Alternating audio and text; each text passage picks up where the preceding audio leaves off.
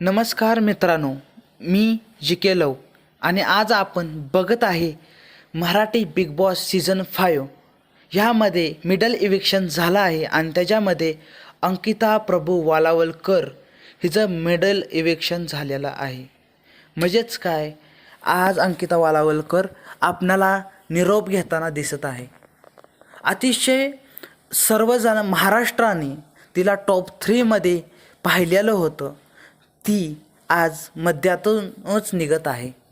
खरं सांगायला गेलं तर अंकिता वालावलकर ही एक स्ट्रॉंग प्लेयर होती, जी आत्ता निकी संघ लढण्यासाठी उभा राहत होती. पण कदाचित बिग बॉसला हेच नको होतं असं वाटतंय आता, कारण की अंकिता ही आता सर्वांना नडत होती आणि जी स्ट्रॉंग आहे तिला बाहेर काढायचं हे बिग बॉसने ठरवलेलंच आहे. आम्ही आत्ताच कुठे तर एका धक्क्यातून सावरत होतो.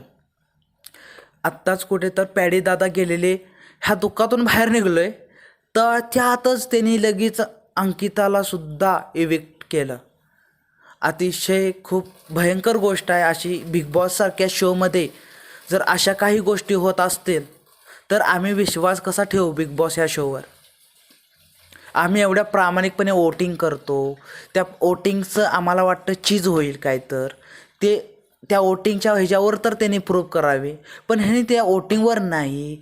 बाबा, ती इतकी स्ट्रॉंग असून इतकी चांगली खेळत होती तरीसुद्धा तिला इविक्ट केलं गेलं, इविक्शनमध्ये बाहेर काढलं गेलं.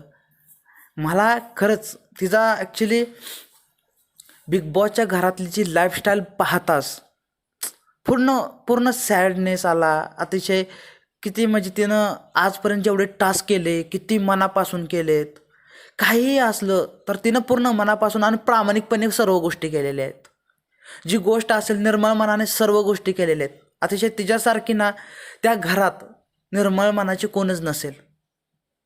तर ह्याच्यावर बिग बॉसने विचार करावा आणि असंच मला सबस्क्राईब करा आवडत असेल. तुम्हाला माझा शो आवडत असेल व मी बोलतेला आवडत असेल तर मला प्लीज सबस्क्राईब करा, लाईक करा. थँक्यू.